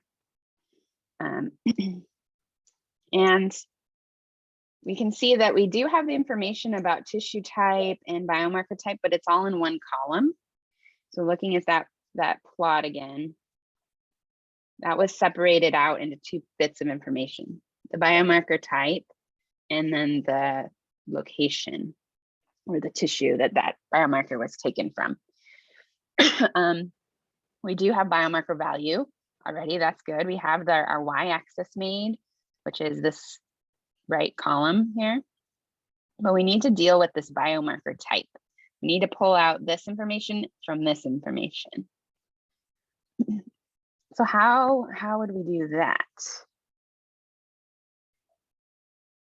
That is where one way, I think the easiest way, is to use separate. So make this a little bigger. Go. One thing, I look at these columns and I see normalize, normalize, normalize, normalize, and then I see PGMG, PGMG, PGMG. It's exactly the same for every single value. It's not going to be any extra information. I know it's normalized and I know the units. So the first thing I will do is remove all that extra text junk that I don't want. And so that is the function string remove all in the string R package again. I think I used this in last class or 2 classes ago, I don't remember. So what that does is it looks through that biomarker type column and removes some strings. And one way to do that is say, remove this string, or that's a pipe or like a vertical line, or remove this string. So let's just do this part first. Go over here. Now I can see biomarker type. I've removed the front bit normalized and I removed the last part PGMG. And now I have this kind of nicer looking column that has 2 pieces of information, the name of the biomarker and then the location or the tissue that the biomarker is pulled from, which are the exact 2 columns I need. And so this is where I would use separate. I would use separate on that biomarker type column. I'd separate it into 2 different columns, and the separator that makes those 2 columns is this underscore. So how do we use separate here? We specify first the column name, biomarker type, into are the 2 column names I'm creating, and then separate, which is, or sep, which denotes the separator. And here it's an underscore. So let's only run that code. And I gotta go all the way over here. Okay, so now I have biomarker type, biomarker location, BDNF, amygdala, excuse me, BDNF, cortex. And then map to cortex, etc. So that worked. And I can also look at the table, what happened. Now I have all of the values that I have for each of the 2 by 2 or the cross table of those 2 things, the biomarker type and then the biomarker location. So it looks like that worked. I haven't saved it yet, so I'm going to resave it into biomarker long, mouse biomarker long. This is just the same code up here, minus the table. And then so this is how we would make the box plot. Let me just view this just so you can see it one more time. So what we want to show is biomarker value. So we want a box plot of biomarker value, which is our numeric value. We want to facet on biomarker type and time month. If you remember, I think columns were time month and the rows were biomarker type. And then on the x-axis, we specify the location. We also have a fill value, which was treatment here. We have all of those things. So I'm going to specify that. I have my X is biomarker location, like the cortex, etc. Y is my biomarker value, like the name of the biomarker. Oh, sorry, the value of the biomarker. And then fill is treatment. Let me just run this first bit. So this is just with the box plot. There's a lot of values. Apparently it's taking a minute.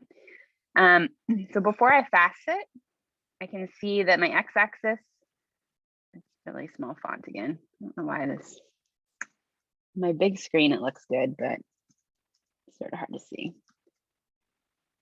Try this again. Is that better? Not really. Let me zoom. So what this did was, why? That did not help at all. So this should resize, but my computer is deciding not to resize. Darn. Let me put it over here for a sec, or clear it.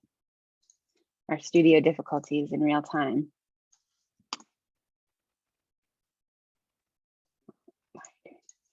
There we go. I don't know. Sometimes it helps to just click around, apparently. So we can see now, finally, the bottom. Here we have amygdala, cortex, hypothalamus, and then on the Y, we have the biomarker value, and we have the colors or the fills by treatment. But we wanted to have these all separated out by time and by biomarker type. So that's where the faceting comes in. And I'm going to use facet grid so that I can specify both the columns and the rows. So columns, I wanted to be time month. Rows, I wanted to be biomarker type. And then I set the scales to have free Y because different biomarkers have different like ranges.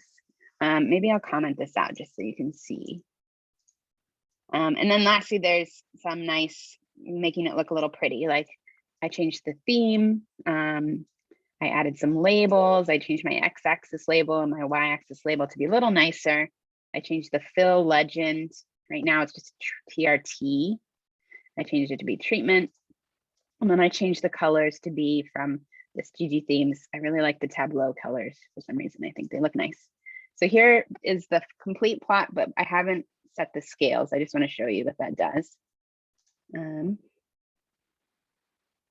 Well,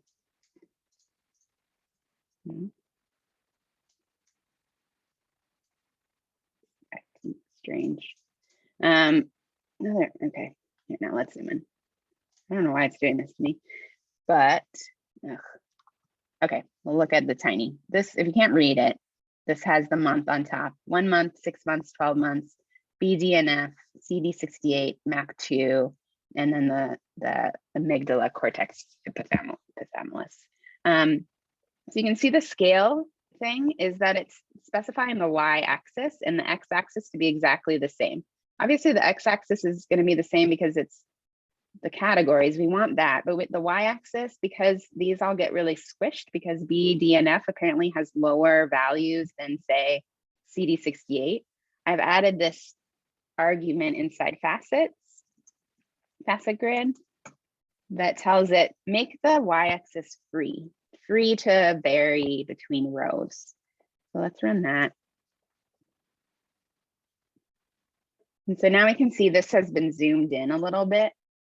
And we have a little bit easier way of seeing the bio or the box plots because the range only goes up to 3,000 here and it goes up to like 10,000 here. So that's what the scales does. So that's our plot. The key really was the pivot.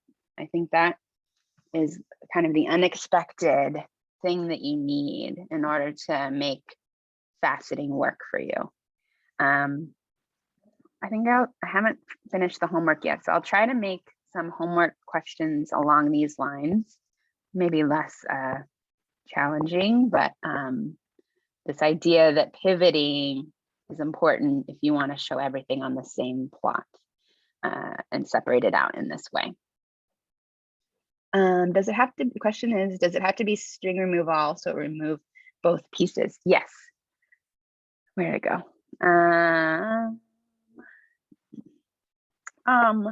There's string remove and string remove all. String remove will remove the first instance of that value. I think string remove, yeah, I think you do need both. So let's if I only do string remove here, and I ran that.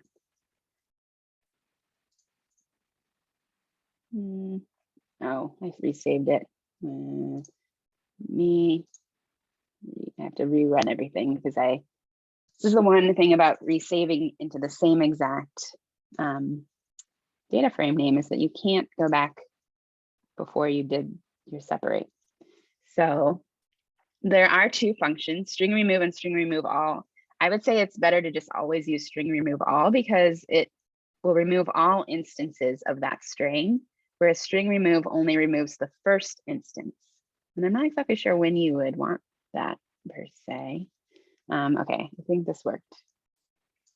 Oh, I guess I could have just run that. Never mind. Well, this works too. Let's see. Yeah. So it only removed normalized. It didn't remove the second bit. So try to use all. I often get them mixed up. I don't know why they made it two separate things, but two separate functions, but this is the one you want almost always. Yeah, good question. Okay, what time is it? 5:36. So I think let's talk about factors a little bit. We have time for that. I think this is useful. And then the stuff after this, after factors, is all ggplot examples. I may not start with that next week. I may come back to these examples, depending on how much time we have. I think the stuff we're talking about next week is more important than ggplot examples for now, but let's see how far we get in the next like 20 minutes. So there was a question about factors and why we need them. I think that was in one of the muddiest points, and we just had a question earlier about it. And it is kind of an unusual R thing. Why would we want a factor versus a character vector? And there are some very peculiar yet useful characteristics or attributes with factors, and I'll show you some. So remember, we have this biomarker long time month that we created. So this was a factor variable. We can look at the levels, 1 month, 6 months, 12 months. We created those levels on purpose to be in that order. So let's just make a few new variables. So going on the original data, the long data, I'm going to rename time month as time month factor just to remind myself that's my factor variable. Then let's create that version that is a character vector of that same value. So it's going to have 1 month, 6 months, 12 months again, but it's going to be a character vector. And then I'm going to do something odd. I'm going to create this time month factor 4 that has 4 levels: 0 months, 1 month, 6 months, 12 months. Obviously, we don't have data from 0 months, but I can do that. I can create levels that we don't have. So let's do that, and I'll show you what's in there. Okay, so I've saved it as a data frame mouse fac. And so mouse fac table time month care. So that's my character vector. Actually, let's glimpse that first, just so you can see the variable types. Here. So time month factor is a factor. Time month character is a character. Time month factor 4 is also a factor. You can also see the difference in that it prints it out in glimpse. You can see the quotes for character and there's no quotes for factor. It's kind of an odd choice, but that's one clue. So if I do a table of the character vector, one thing I think in one of your homework 4 maybe, I asked you to write code that showed that your factor variable was in the right, the levels were in the right order. One way to do that, I guess I didn't really make that clear, so I don't think we really graded that very harshly, but one way to do that is with table, because table automatically puts things in the order that they go, depending on whether it's a factor or a character. Because this is a character vector, it's putting them in alphabetical order, alphabetical, alphanumeric, alphabetical, I don't know. It's that 1 and 1, 2 are going to come next to each other, right? 1 month, 12 months, alphabetically in a sense. Those come next, and then 6 is bigger than 1, so 6 comes after that. So it's like a combination of alphabetical and numerically ordered. And so that, sure, that's fine. It's not hurting anything right now. What about factor? Because we had defined those levels in order, that's the order the table is showing me. I could also have used the levels, which was what I did earlier. That shows you the order. So that's 2 ways to see the order of your factor. Factor 4, which had that 0 months table, will show me that there are no values for 0 months. That makes sense. None of the mice were measured at 0 months. And then if we look at, say, a 2 by 2 table, I will get the same thing. I'll get a row for 0 months. So that's kind of a subtle reason to use factors, is that I can create these kind of empty factor levels that might help with creating tables. So maybe there should have been data here, and we need to show that there should have been data there. One way to show that, even though you don't have any data, is to create that artificial factor level. It's kind of a stretch to imagine a situation like that, but you can imagine if you have like predefined levels of, say, race, and you didn't recruit anyone in one of those races, you don't have data on that, but you want to show a table of all the options you gave them to click a button and say, this is what I picked for my race. You could add a factor level for all the pre-specified categories that you wanted, and then you would have a table that accurately portrays that there's no values for that level. So in terms of making a table, that's useful. The other situation might be as if you wanted to summarize by that factor. So here I'm trying to group by time month factor, summarize my microRNA data. So across the 2 columns, microRNA 1, microRNA 2, take the mean, and then drop NAs first before I take the mean. The reason, oh, and it's a time month factor, it's a cross table, essentially grouping by 2 groupings, the factor 4 and the treatment. What I have to do though is specify this argument dot drop equals false, and that will keep factor levels that didn't appear in the data. So let me run this so you can see. So now I have 0 months treatment. Treatment was missing in that, I mean, it's missing because there's no data for 0 months. So what Summarize has tried to do is say, okay, you wanted 0 months, I'll give you 0 months, but there was no treatment value, so I can't really do anything with that. And it was all missing, so we get missing values for our Summarize. And then it gave me everything else, the other categories.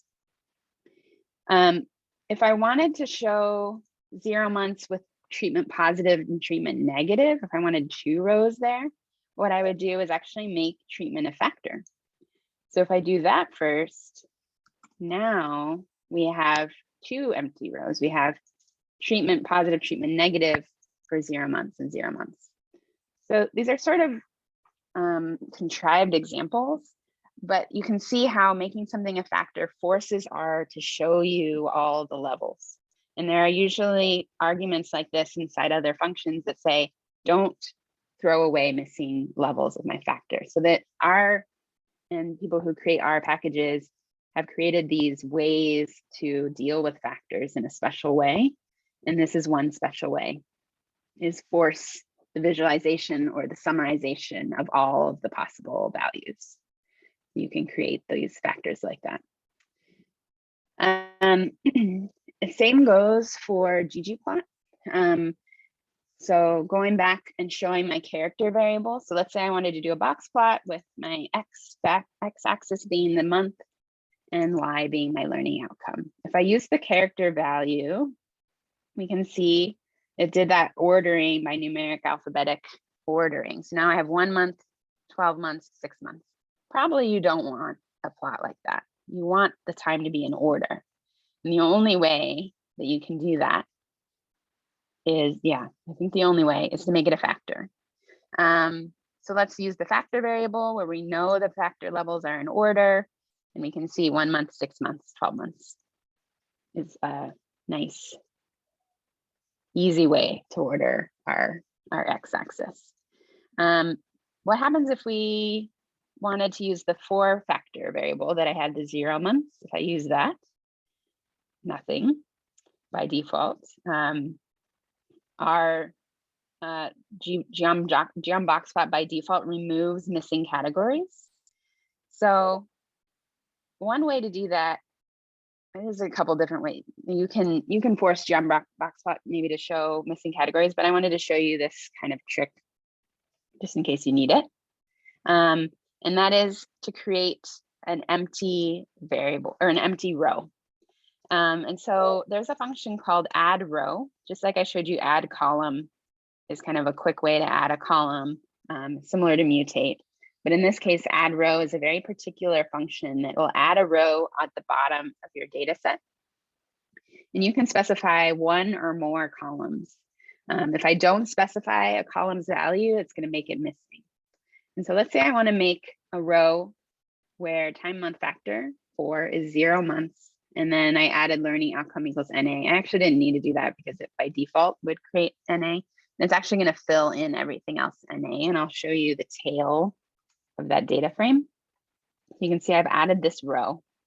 Everything is NA, scrolling over 0 months. And what that does is it forces R to realize that I wanted data to show up, or I wanted a box for that category. And so I would do the same ggplot.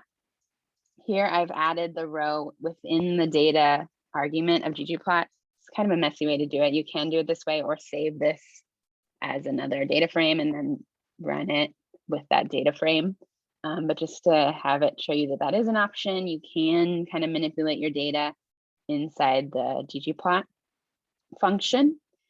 Same aesthetic, same geometry. Let's run that. And now there's a, not really a box, but there's a space for 0 months because R now knows, well, there should be something there, but everything's missing. So I'm going to show you the category because it's a factor, but I'm going to show you that there was only missing data.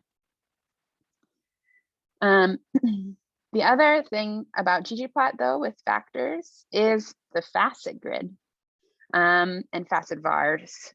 Facet wrap with the vars will show missing factor values. So we don't need to do that extra row trick because there's an argument in facet grid that says drop equals false. And that means is that you don't drop any empty categories.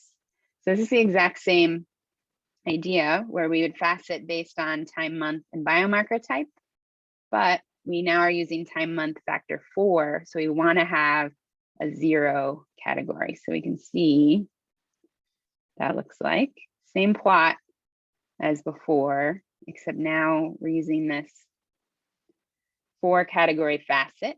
So we have a 0 month, 1 month, 6 months, 12 months, but everything's empty in here because there's no data. But I did force it to create that facet, that empty facet with this drop equals false. So a lot of functions have this drop equals false. There was that dot drop equals false in here, we used in the table.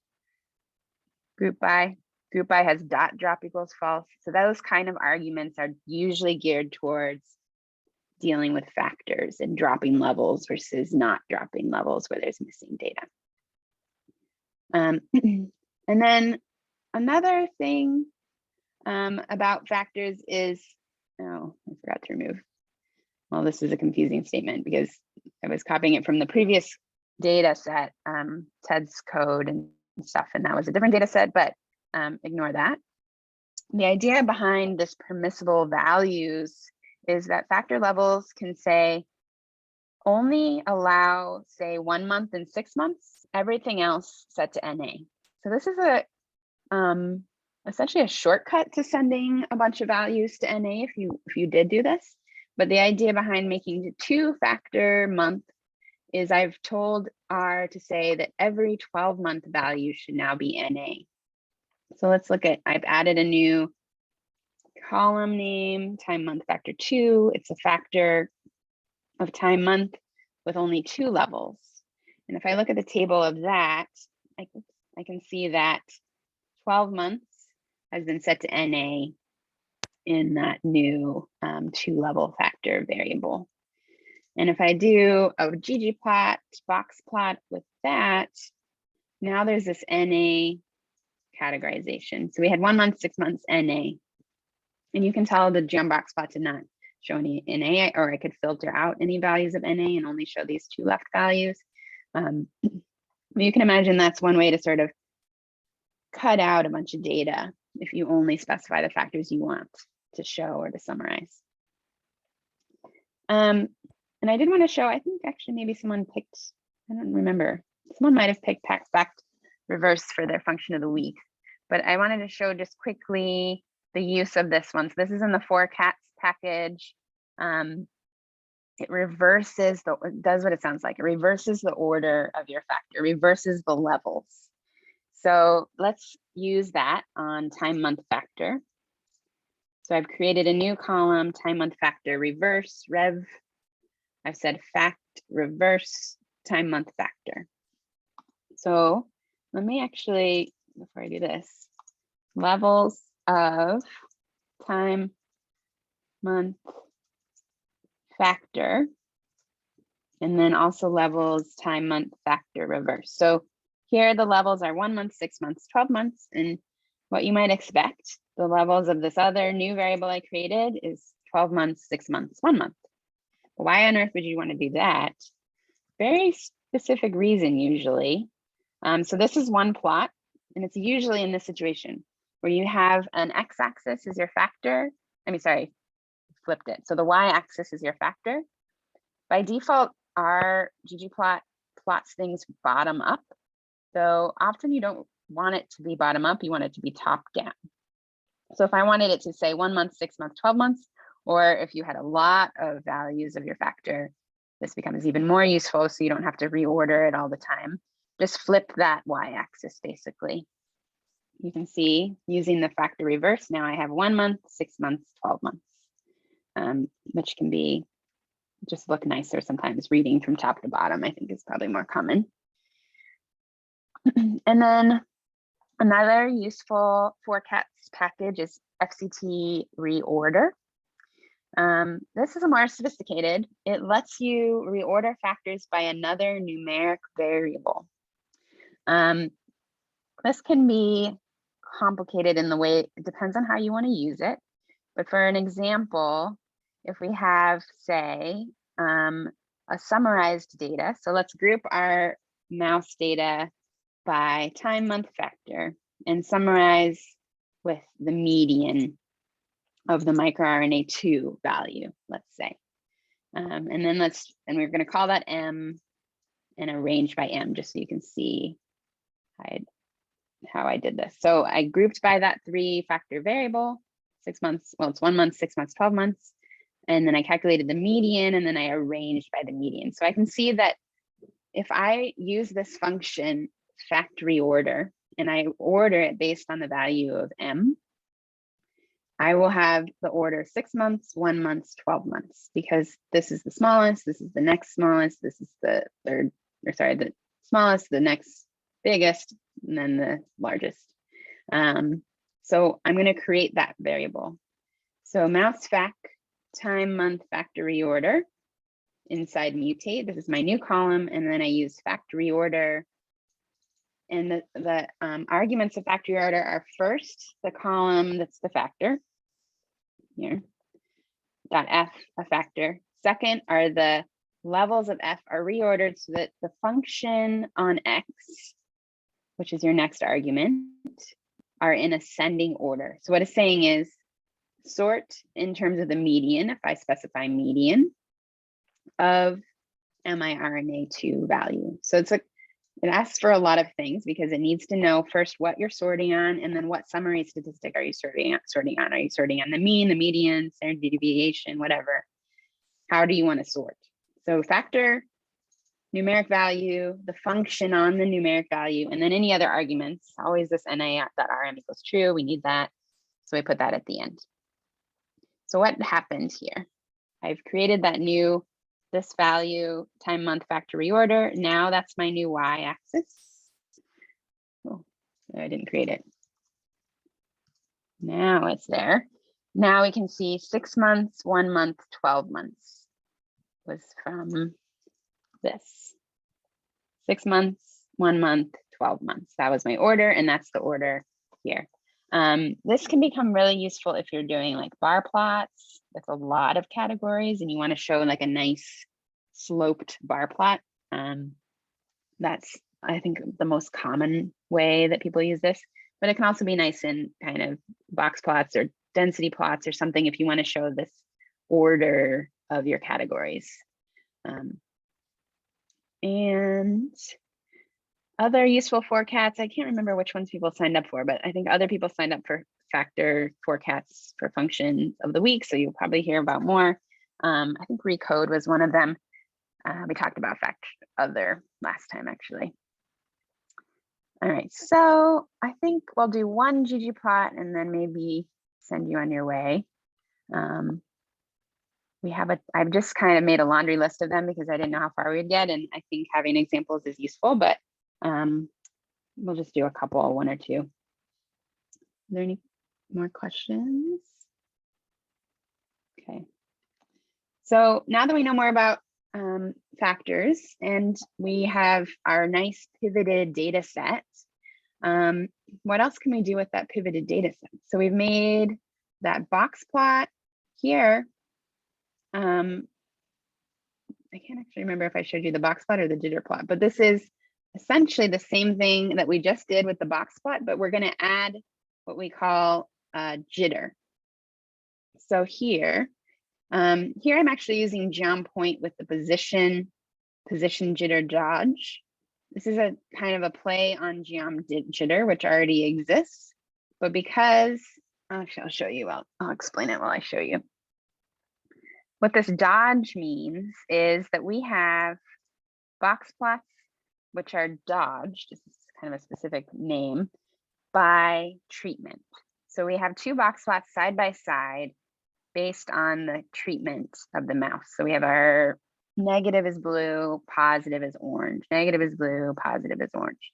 And geom jitter, what it does is it creates essentially a dot plot where it puts the values on the plot. So all of these points correspond to an individual mouse, but the jitter part creates this kind of random noise or random jitter so that they don't all pile up on top of each other. If I had just shown them all along this vertical line, we'd end up with just some dots in a row, and you wouldn't be able to see how many are in each box and how many are in each value.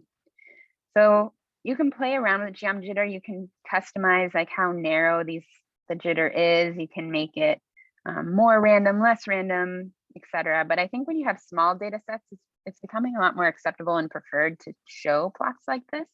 So you can really get a sense of, are there some strange outliers? Is the distribution truly skewed? Box plots can kind of mask some of those issues, especially if you only have like 4 data points. So if you want to show your data, you can either use geom jitter, or here I used geom point with position jitter dodge because of this dodging of my box plots. Otherwise, I would have tried to put them all in the middle, but I wanted to separate it out by treatment. So it's a little bit harder to do, but you can specify this position is how you make it side by side like that. The other things I changed though, is that the box plot, I changed the alpha. So that's an argument. You can actually set alpha in your aesthetic to be mapped to a value, but in this case, that doesn't make too much sense. But you can actually just specify a value for alpha, which is essentially the opacity. So it's like 50% darkness filled in kind of. And so you can see it's become lighter because it's at 50% alpha. And now I can see a little bit when I put a little bit better when I put the dots on. I've also set outlier color to NA because for instance, this point is an outlier, and it would have shown both from the box plot a dot and from the geom point a dot, which would have been confusing because we had 2 points. So that's why I specified outlier color.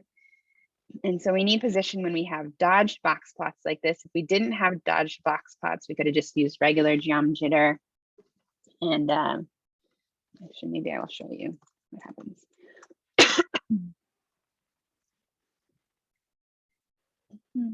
See, okay, so this is geom point. I both removed the jitter and the dodging.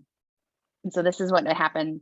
If I remove the jitter, then they're all lined up on top of each other. And if I remove the dodge, they're all in the center and they're not lined up with their colors. So that's why this position dodge, jitter dodge is magic, basically. The other setting is geom point is essentially putting a point where the data is. You can specify the shape or the type of point. If you look up our PCH and get a graph, you can get a graph of all of those different types of PCHs. It's from 1 to 30 something, I think. This just specifies that I want a circle with a line around it. And then so fill then becomes treatment. So you can kind of see it's actually a circle with a black line around it, because that allows me to use the fill aesthetic, whereas I would have needed color to be treatment if I had just used the default PCH, which is 1. So kind of customizations just to make it look a little bit prettier and a little bit more informative. But all the other things I think were the same from the box plot. I'm not going to show you this histogram one. I just want to run it just so you can see a little bit something a little bit different than the geom box plot, but this is a histogram, again, faceted by the 2 columns that we created and treatment. So now we have histograms overlaid on top of each other. So the next ones, I think we'll see if we might talk about them next week, but I might just start lists and then come back to this at some point. And I'll try to make your homework useful and thinking more about all this stuff. I haven't put your homework up yet. I'll try to do that tomorrow, and I will let you all know when it's up. All right, and I'll have office hours on Friday from 10 to 11, I think, if anyone has homework questions. Other than that, I think we can end a little bit early. It's been a long class. Thanks all. Thank you. See you later. Thank you.